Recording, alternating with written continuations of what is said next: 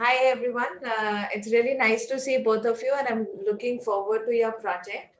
And what I find really interesting is, of course, your topic. I'm curious to know if socio-economic conditions, in different countries does affect COVID death rate, and can the governments improve the mortality rate? I mean, they can reduce the mortality rate, improve the recovery rate if they were investing in certain aspects of socio-economic growth. Of course, there's another thing that organizations also, I think COVID has been a huge shock. So, is there some way that by looking at the socio-economic indicators, they can understand the risk associated with different countries? That if in the future there is something like this, some of the countries are better than others. Yes. So, they may actually use this data to understand how to expand their business in the future. Yes. With this, Yes. I'll ask both you, Amol and Anushka, to introduce yourselves and then take me through your presentation. Hello, ma'am. My name is Amol Nimade. I am from Bhusawal, Maharashtra. Currently, I am doing my MBA in Business Analytics from Sri Balaji University, Pune. Hello. Good afternoon, ma'am. I'm Anushka Lakde from Pen, Maharashtra. I am currently a student of Sri Balaji University, doing specialization in business analytics. So, as we know, coming after business analytics, we have started to work with the data and data analysis. So, and after coming in the at a home after lockdown. So, in the lockdown, the coronavirus, as we saw, the coronavirus was the creating problem in whole world. So it was a very disaster situation for everyone. Research were made, predictions were done according to that. People were behind to find the drugs which are used to cure the like vaccinations which are used to cure the coronavirus, as it was a very deadly virus. So to find the to find like conclusions to these data analysis situations, does the WHO was reporting data from the whole world consistently or not with the other countries or not. So we decided to uh, put our analytic skills in this and get to our new outcomes from that this project. So we try to use various informative softwares and get to the conclusion of our project. So I will be You've used Tableau, now you've done. used Excel, and hypothesis testing, correlation, regression. So it's really nice. Let's see what you've done. Anushka, you can share your screen, and we'll take it Yes, from. ma'am. Okay. So our topic was COVID-19 data analysis and impact of socioeconomic factors on the death rates of coronavirus. We are guided and mentored by Ms. Bhashini ma'am. So coming to the problem statement, we already knew that coronavirus was causing a big massive change in our daily life, and which for that we decided to make analysis on the data which was got by authenticated sites like WHO, World in Data, ECDC, and other sites. So outcome which was expected is that the visualization reports from we can do visualization reports from these sites data. We can analyze these data with the Indian government data also, and so how the socio-economic factors are leading change in these death rates which are causing by the coronavirus. So these were outcomes we have expected. Nextly, we have collected data from various sites. These are the three main sites which we have shown. As every country's data was not available, we have collected 30 countries with higher population and higher GDP, good GDP. So, and combining both, we have got 30 countries overall. So, data sets which are used in this are in this following link. Organizing data was a part we are going to come. Missing values from these data are more in the WHO side. So we have Start. This summary sheet is showing us the data of coronavirus from various sites like WHO, GitHub, World in Data, ECDC, and the economic factors data from World Bank we have got. There are many economic factors, socio-economic factors we have considered according to the World Bank and WHO site. So this was the data in which we have considered a country as a primary key. So ECDC data, this is the ECDC data. This is the compared data of WHO site and World in Data set. And coming to the socio-economic factors, we have took a population living in slum, which according to the country wise and year wise, which we have got from the latest data. Population data, median age data, which was showing according to the 2020 data. Literacy rate data, GDP of countries yearly, income of data, and female male percentage population. Ma'am, you can stop. The analysis of a visualization part, we have created a separate PPT so that it can be easy for the people to access that data. I will explain that part in a separate PPT.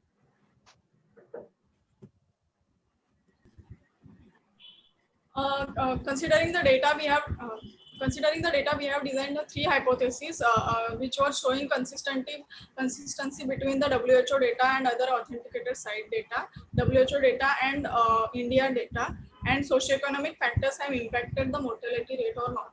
So for this we have designed the statistical method called ANOVA, which will show the consistency in the data for first two hypotheses, and for third hypothesis we have derived the correlation, which will show that there is a impact of socioeconomic factors on the mortality rate of coronavirus or not. So first hypothesis we will show that for consistency we have derived ANOVA test, which is in this which we are seeing that p-value is greater than 0.05, and which tells that there is no significant difference between WHO and World Insight data. So hence we can accept our null hypothesis, which shows that the WHO was reporting consistently data. In second hypothesis we have also in the same way we have derived the ANOVA for the consistency of new deaths which are caused. It is also showing the p-value which is greater than 0.05 and f-value which is less than critical f-value. So this way we accept the null hypothesis in this case. Coming to the third hypothesis, which is showing the death percentage of WHO and World in Data. So in the same way we have designed the ANOVA for this, and which was having a p-value greater than 0.05 and f-value which was less than critical f, which is also showing that data was consistent, and we can accept the null hypothesis.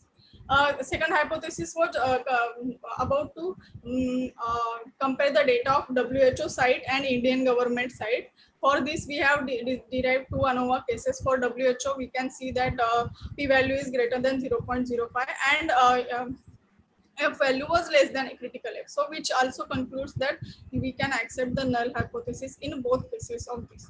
You can see the further data here.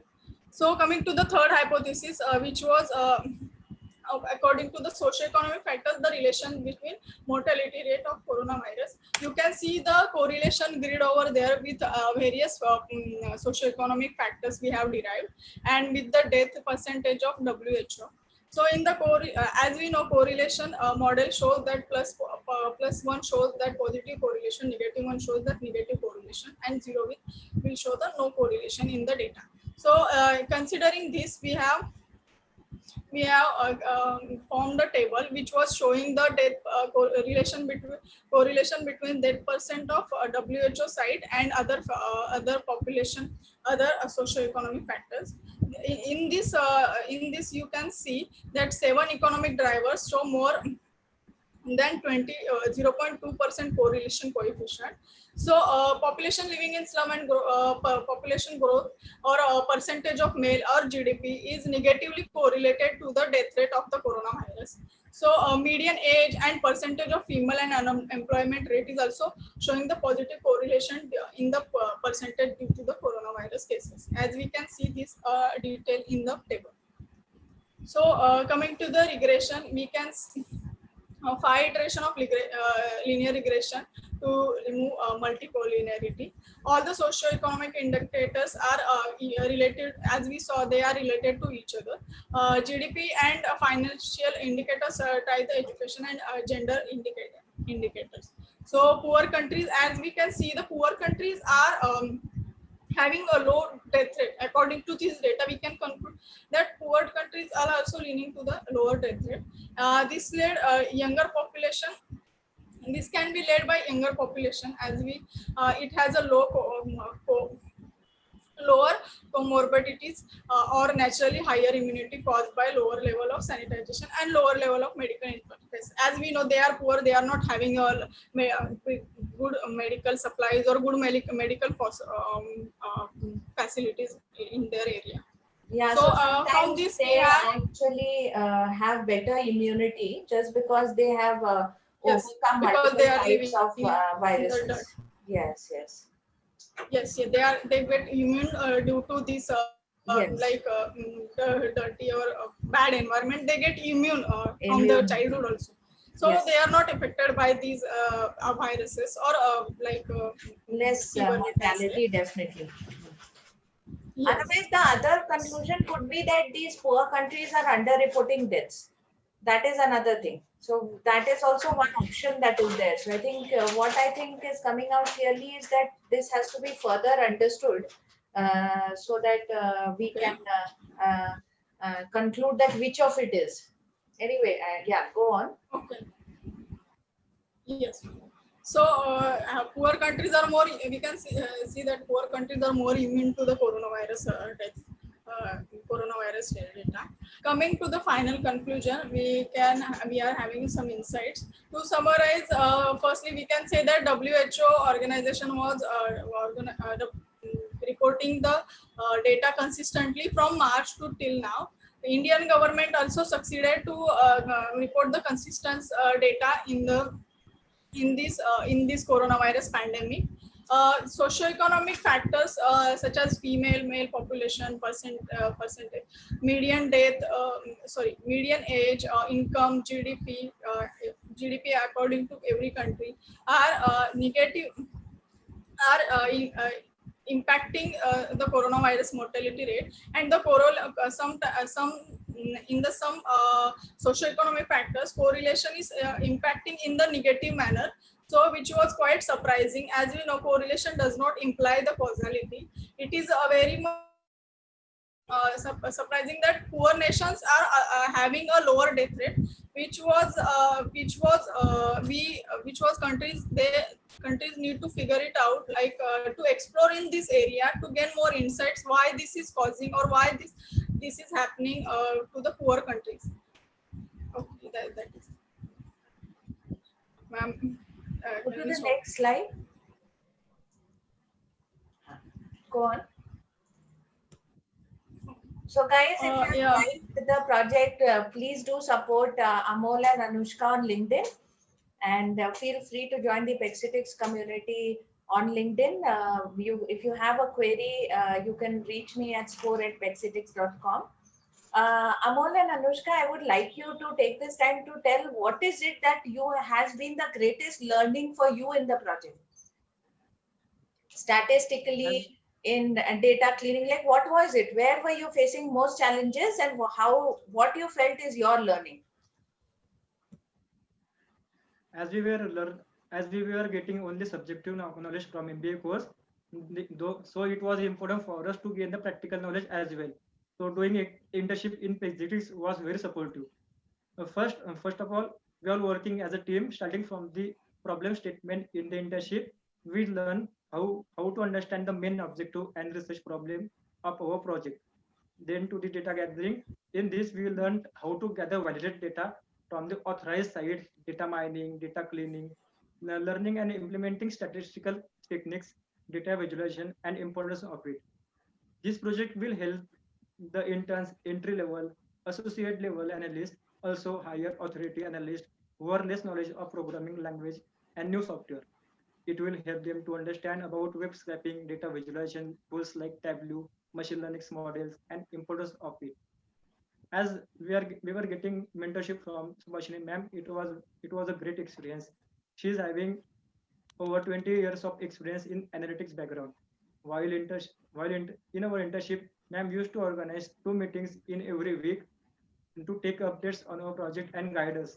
In every meeting, she guided us for the further process and used to tell us the correction, recommendation after every assignment. This made all the process so much easier and productive throughout the internship. Thank you. Okay, guys, then I look forward to seeing you tomorrow. Okay. Bye. Thank you, ma'am. Thank you, ma'am.